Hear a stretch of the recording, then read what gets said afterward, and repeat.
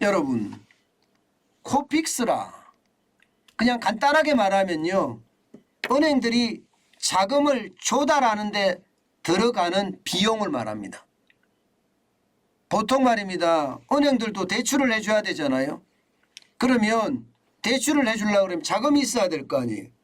채권을 발행을 해서 자금을 끌어모으든지 아니면 저축을 하게 해서 끌어모으든지 그 저축된 자금, 채권을 발행해서 모은 자금, 그 자금으로 쉽게 말하면 대출을 해주잖아요. 그렇게 끌어모으는 자금의 금리를 코픽스라고 합니다. 코픽스.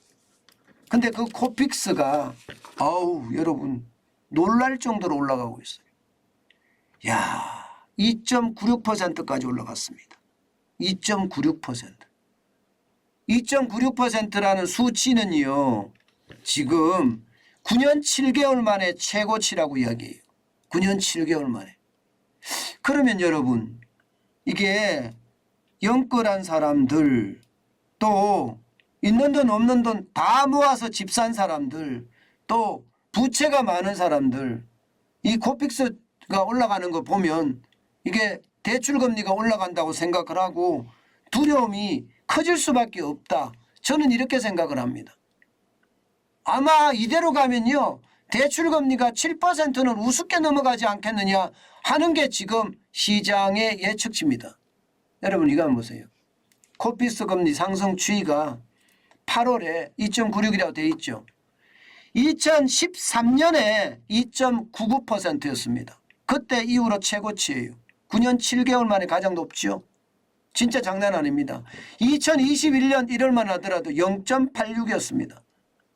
0.86이었던 것이 2022년 1월 1년 만에 1.64 2배가 오르더니요.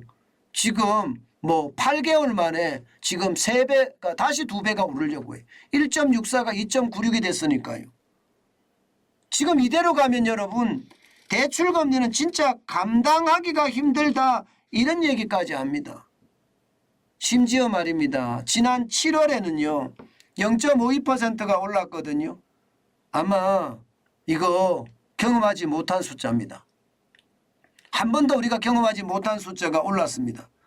이 코픽스 금리를 실제 공시하기 시작한 게 2010년인데요. 2010년 이후 최고치였습니다. 상승 폭이 0.5% 52%포인트라는 숫자가 말입니다. 그러니 8월에는 좀 덜 오른 거죠. 그에 비하면. 그렇지만 앞으로 계속 오르겠죠. 오를 겁니다. 이렇게 되면 대출금리 어떻게 되는지 한번 볼게요. 지금 주택담보대출 대출금리를 한번 보세요. 기본적으로는요. 우리은행 같은 경우는요. 하단이 5.24%입니다. 이게 상단이 6.04%였어요. 이게 9월 15일 기준이었거든요. 9월 16일 기준으로 가볼까요?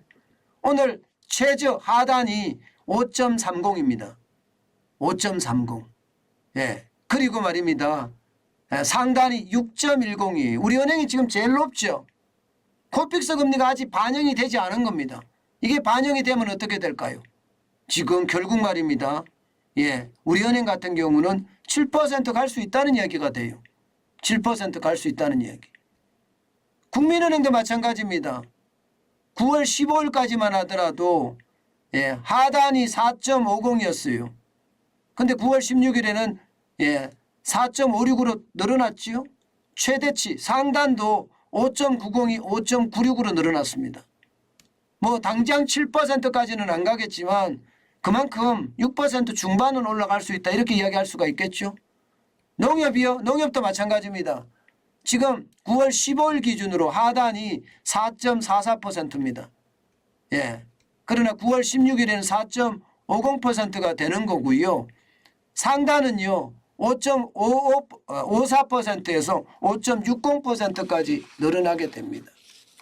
문제는 여기서 끝나지 않는 거죠. 금리는 계속 올라갈 거니까 말입니다.